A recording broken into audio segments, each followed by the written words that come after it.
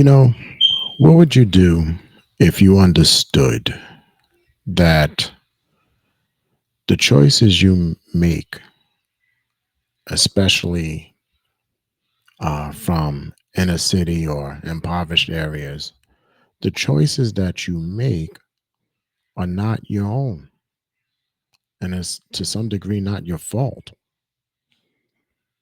You can look back now and it's easy to understand in hindsight some of the things you shouldn't have done, some of the things you shouldn't have said, the activities you shouldn't have been involved in, the people you shouldn't have hung out with.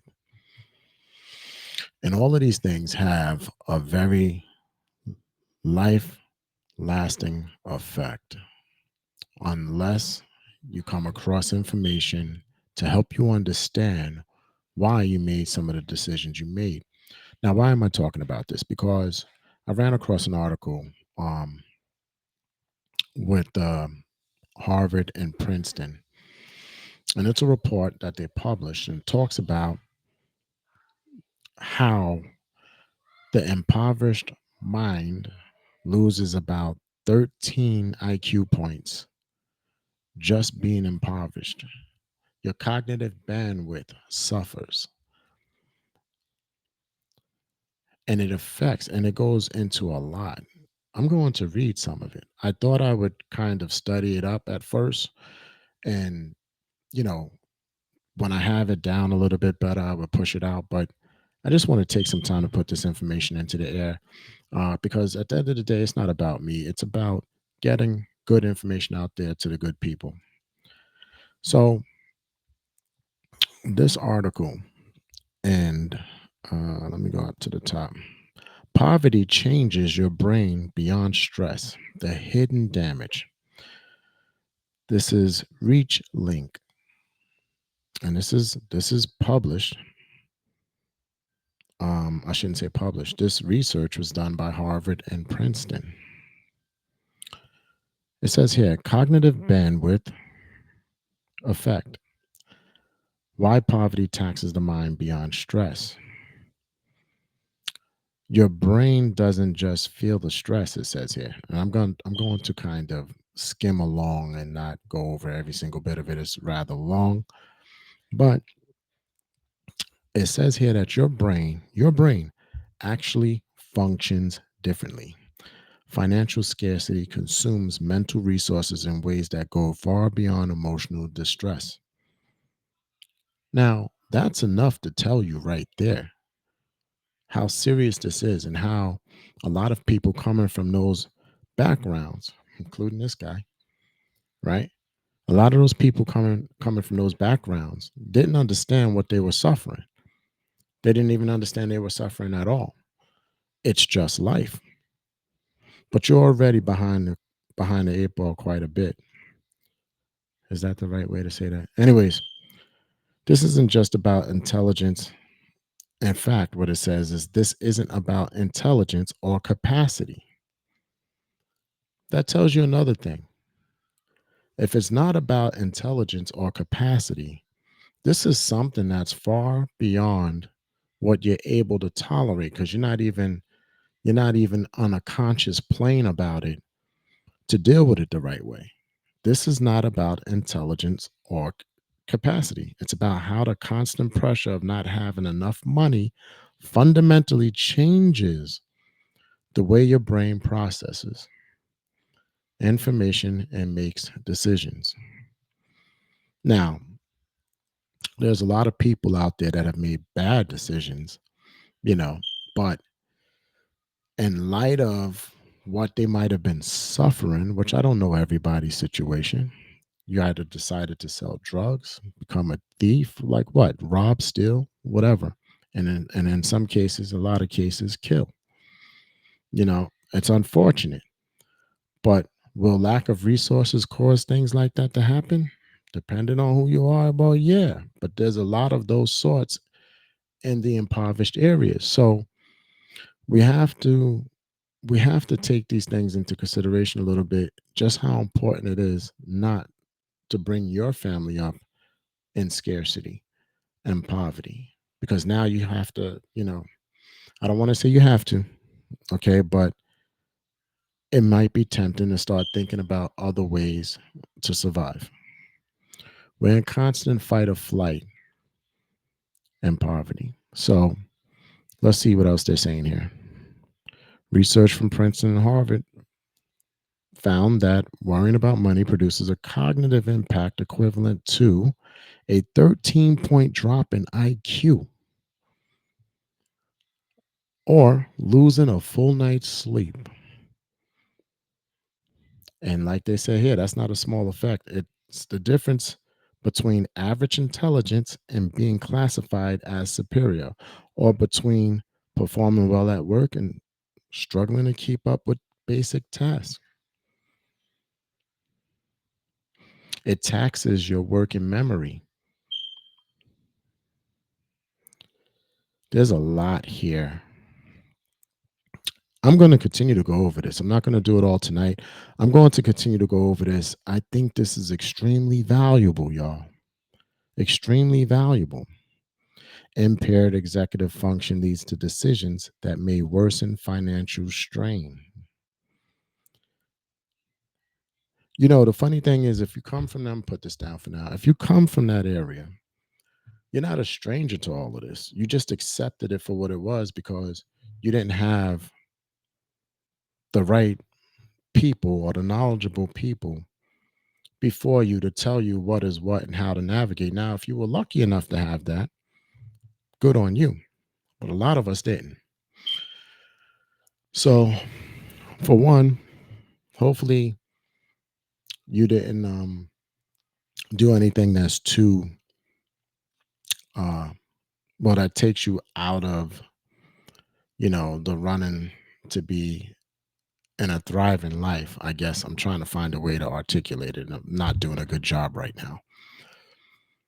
But if you found yourself in and out of prison, or low on a job income ladder, or you know a bad marriage, or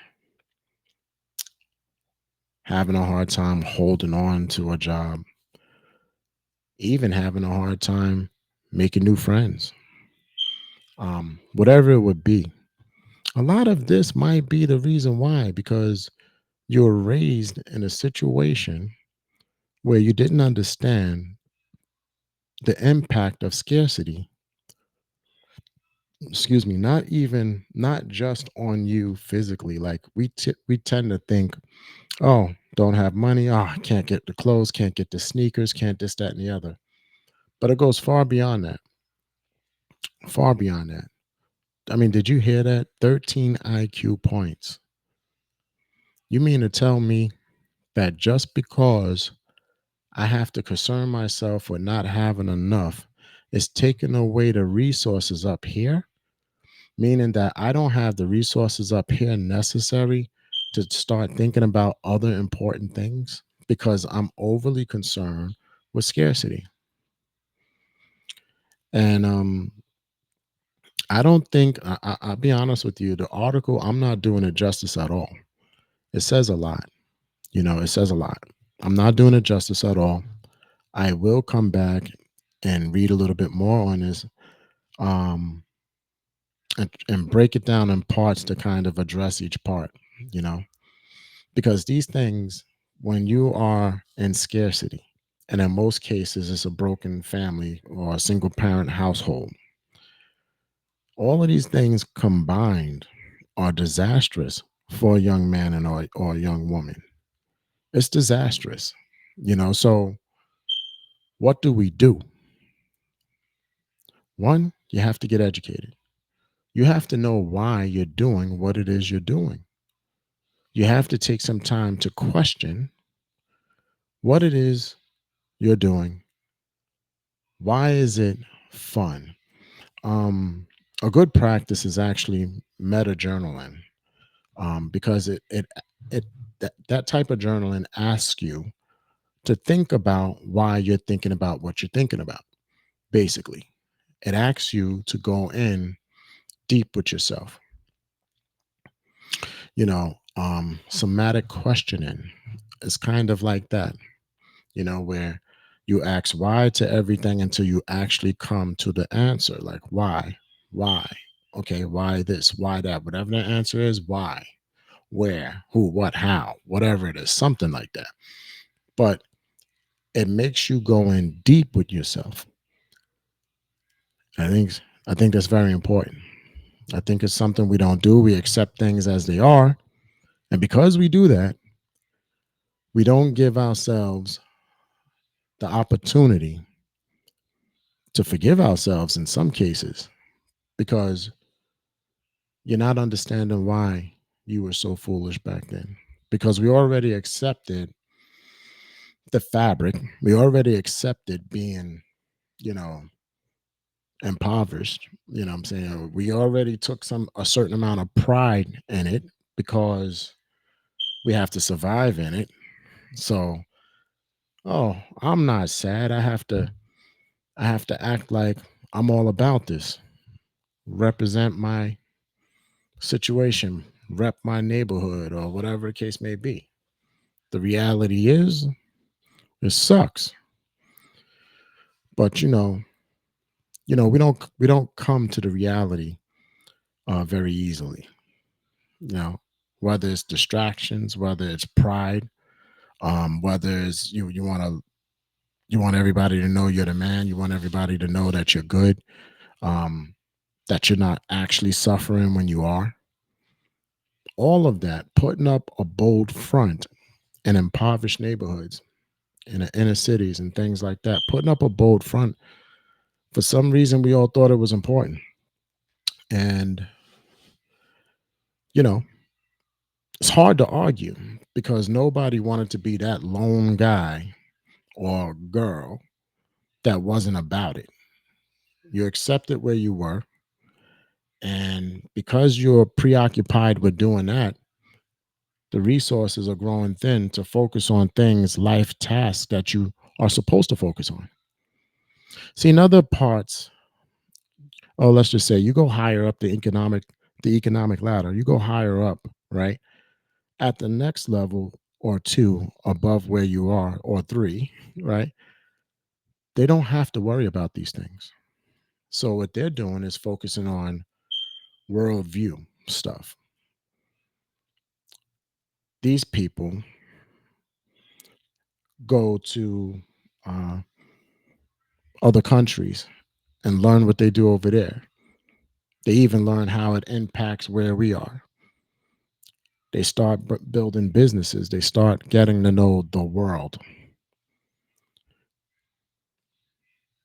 But if you're not from that, you're in fight or flight all the time with where you live.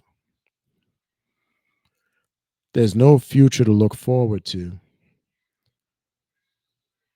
or it's minimal. Maybe you'll get to college, right? And it's not that you can't. That's the crazy thing about this article is that it spoke about it not being about intelligence or capacity. That's deep because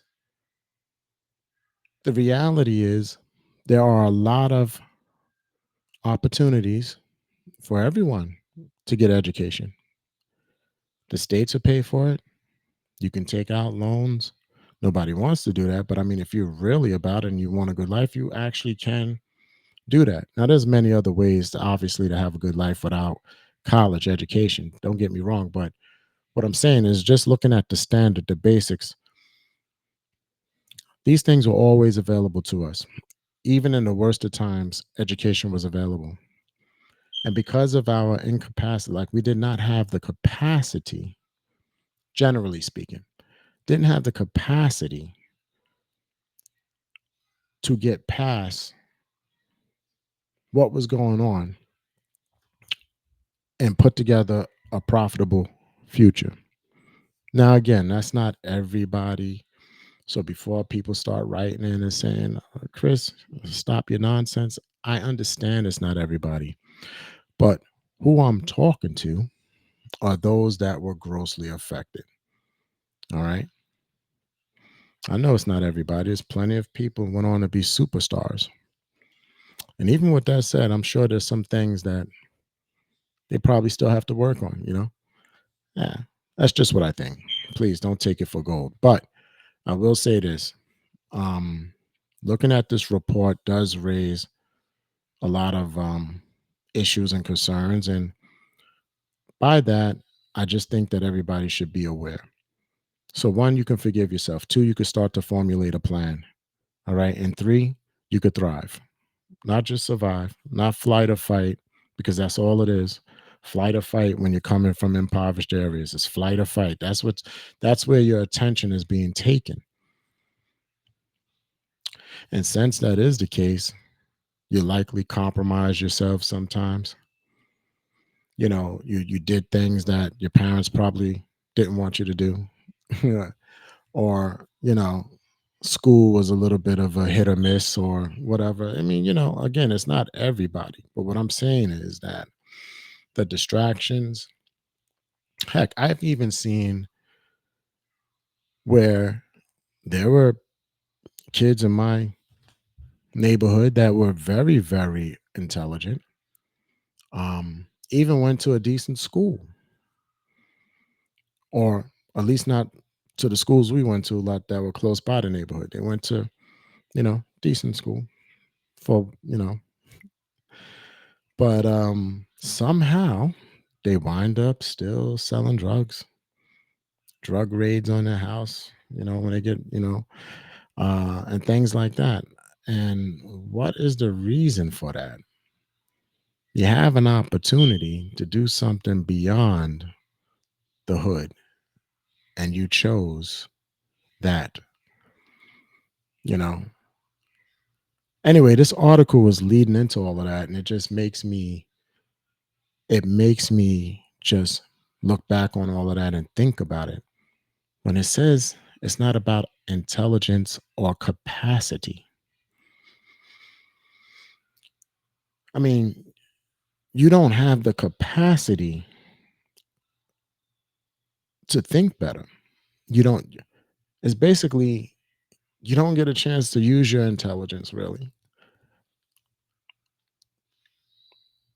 I mean, it's not about intelligence or capacity. You clearly have intelligence, you have capacity, but there's something else going on that won't allow you to utilize your mind the way that you should. It's taking up the resources. It's literally taking away your thinking capacity.